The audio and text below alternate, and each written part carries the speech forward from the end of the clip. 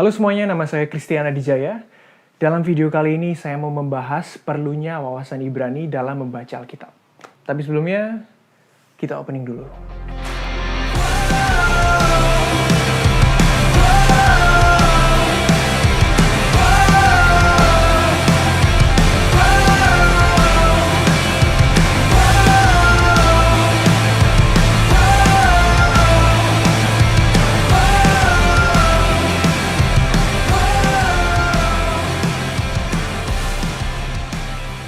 Beberapa hari yang lalu, saya berdiskusi dengan Ibu Rita.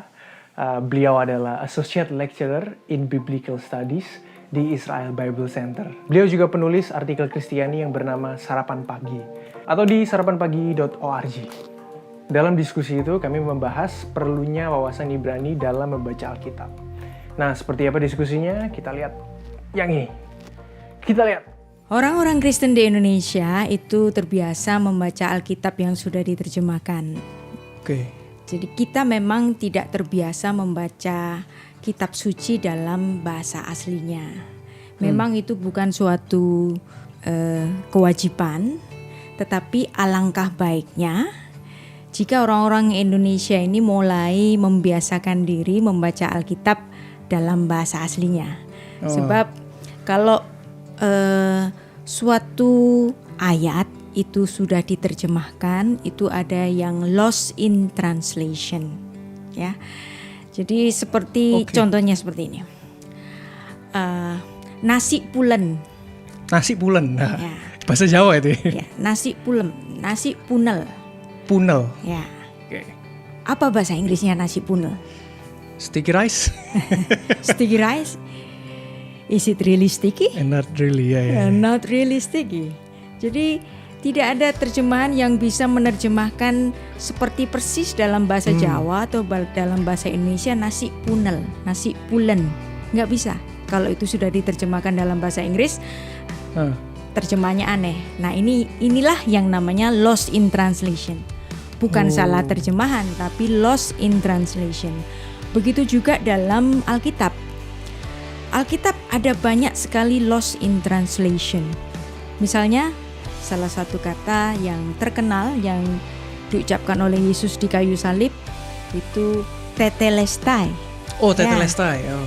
Tetelestai sudah itu selesai? Sudah selesai. Terjemahannya sudah selesai.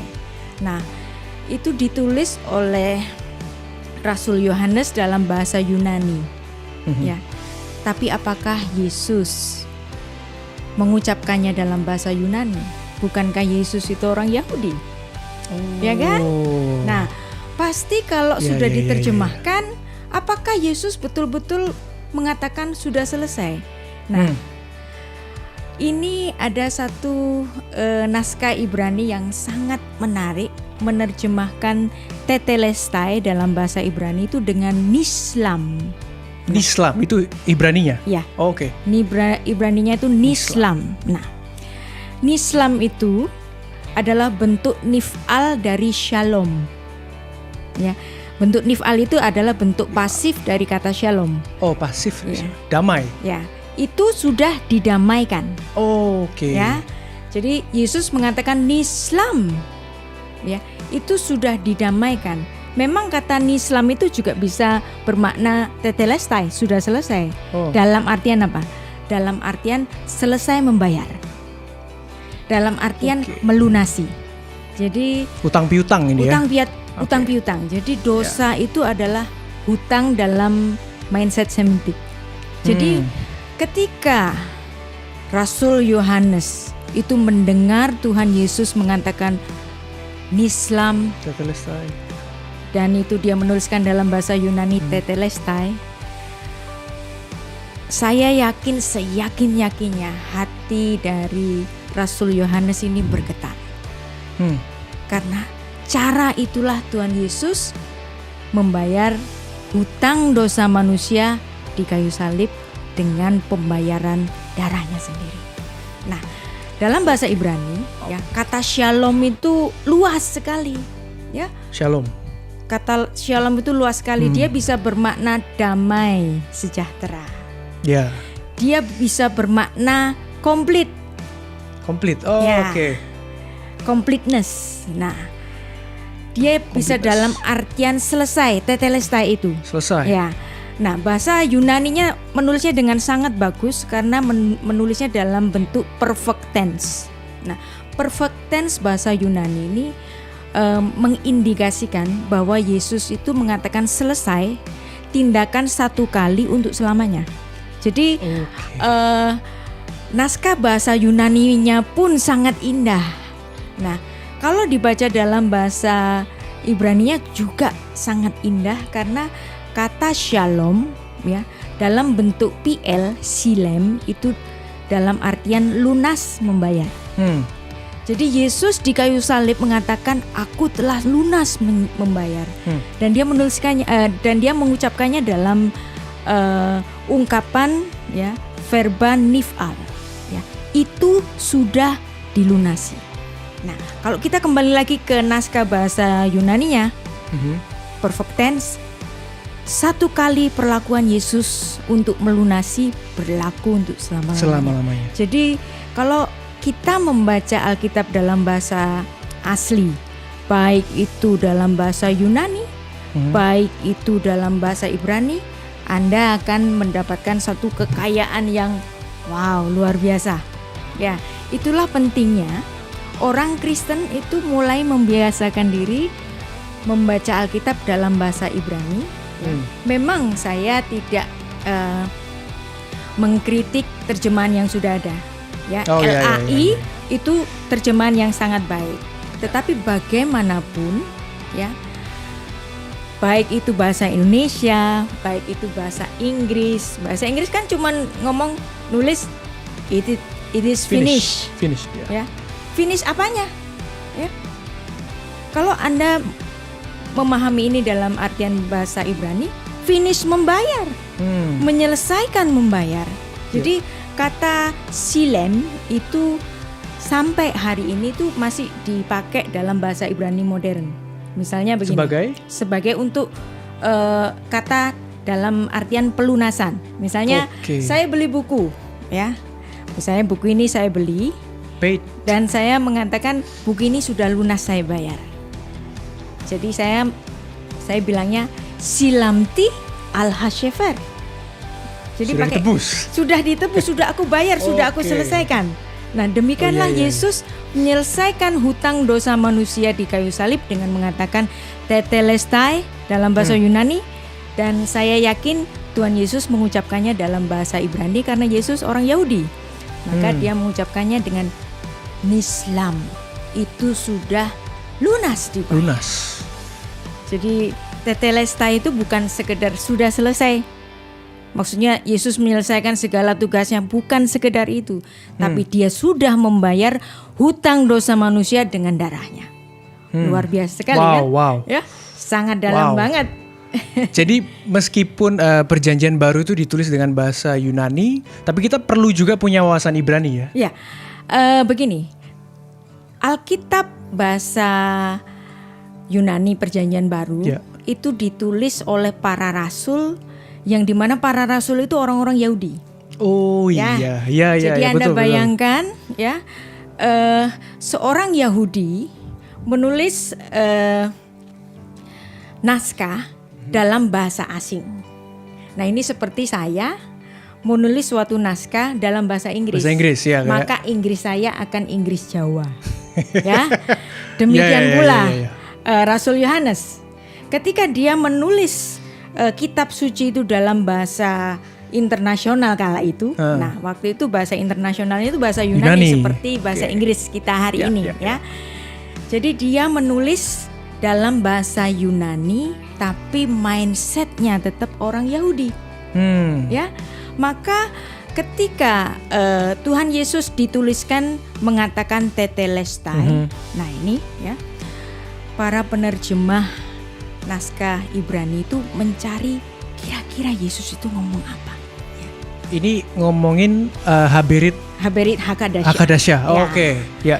Nah, para penerjemah Haberit Hakadasya itu adalah orang-orang yang sangat luar biasa ya. Mereka tidak sekedar menerjemahkan, tetapi mereka juga meneliti setiap kata yang dituliskan dalam Alkitab Perjanjian Baru. ya. Oh. Jadi misalnya kata ini dipakai di dalam Perjanjian Baru, dia cari kata Yunaninya ini pernah dipakai nggak dalam Septuaginta yang sudah ditulis 3 abad sebelum Yesus. Karena Jadi, dulu Septuaginta menulis Perjanjian Lama dalam Yunani. Ya, Perjanjian Lama dalam Yunani. Nah, kata-kata dalam Perjanjian Lama bahasa Ibrani yang diyunanikan itu, ya, Yunanikan. Kemudian Septuaginta ini menjadi dasar bagi para rasul ketika mereka mengutip Perjanjian Lama. Jadi maka apabila Perjanjian Baru itu ditulis dalam bahasa Yunani, para penerjemah Yunani ke Ibrani ini mereka mengembalikan lagi. Apa korelasinya dengan Septuaginta? Jadi sedemikian luas. Kalau Anda membaca mempelajari, punya waktu belajar bahasa Ibrani, bahasa Yunani, dua-duanya Anda belajar, Anda akan mendapatkan kekayaan yang luar biasa. Dan satu lagi, ya, mengapa Alkitab Perjanjian Baru itu ditulis dalam bahasa Yunani? Ini kehendak Tuhan. Banyak orang mengatakan, masa sih para rasul itu nulis dalam bahasa Yunani? Kan mereka orang Yahudi. Yes, betul, ya. Ya. Tetapi Tuhan punya kehendak supaya Injil Kristus ini dikenal oleh orang-orang Goyim. Apa itu Goyim? Goyim itu adalah orang-orang non-Yahudi, orang-orang asing. Ya. Jadi Injil Kristus tidak terbatas pada orang Yahudi saja, tetapi bangsa-bangsa lain itu akan mengenal Injil Kristus. Seperti kita hari ini, ya. Kita bukan orang Amerika, kita bukan orang Inggris, kita bukan orang Australia, tapi kita masing-masing ngerti kan bahasa Inggris? Ya, betul. Jadi bayangkan ya, kita membaca literatur Inggris dan kita mengerti karena posisi bahasa Yunani kala itu adalah seperti bahasa Inggris hari ini, menjadi bahasa internasional, menjadi lingua franca, menjadi bahasanya orang cerdik pandai, menjadi bahasa pergaulan internasional. Maka Tuhan berkehendak firman-Nya ini ditulis dalam bahasa Yunani. Jadi walaupun saya mengajar biblical Hebrew, tapi saya tetap mendorong orang-orang Kristen juga belajar naskah-naskah Ibrani dan juga mempelajari grammarnya karena di situ luar biasa sekali, ada kekayaan yang banyak. Nah, Perjanjian Baru itu walaupun ditulis dalam bahasa Yunani, tetapi ya, dia bukan sastra Helenistik. Jadi Perjanjian Baru itu nggak sama dengan tulisannya Aristoteles, beda. Ya. Literatur filsafat yang berbahasa Yunani itu nggak sama sastranya dengan bahasa Perjanjian Baru bahasa Yunani. Karena perjanjian bahasa Yunani itu adalah naskah Judeo-Greek. Apa itu Judeo-Greek? Apa itu? Judeo-Greek itu, Judeo kan Yahudi. Ya. Yahudi. Greek itu Yunani. Jadi orang Yahudi menulis dalam bahasa Yunani. Jadi disebutnya Judeo-Greek. Nah, seperti pengandaian saya tadi, saya seorang Jawa nulis literatur bahasa Inggris, jadinya Inggris Jawa. Inggris Jawa nih. Jadi demikianlah. Jadi tidak sama Perjanjian Baru itu dengan sastra-sastra Helenistik lainnya. Ya. Jadi tetap untuk mempelajari Alkitab Perjanjian Baru bahasa Yunani harus dibaca dalam wawasan Ibrani atau dalam wawasan Yahudi, karena para penulis Alkitab itu orang-orang Yahudi. Murid Kristus semuanya orang Yahudi. Yes. Ya, maka kita tetap harus mempelajari wawasan budaya Ibrani untuk memahami Alkitab kita. Itu dia diskusi saya dengan Ibu Rita.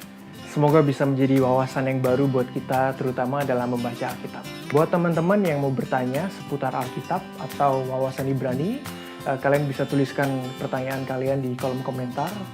Nanti buat pertanyaan yang kami bahas di video berikutnya, saya ada hadiah, yaitu buku berjudul Jewish Insights into Scripture. Nah, buku ini buku karangan Profesor Eli. Beliau adalah presiden dari Israel Bible Center. Jadi saya tunggu pertanyaan teman-teman semua dan sampai ketemu di video berikutnya. God bless you. Buat teman-teman yang mau belajar Alkitab dalam wawasan Ibrani, jangan lupa like, comment, dan subscribe, share ke teman-teman kalian, dan juga turn on post notification. See you!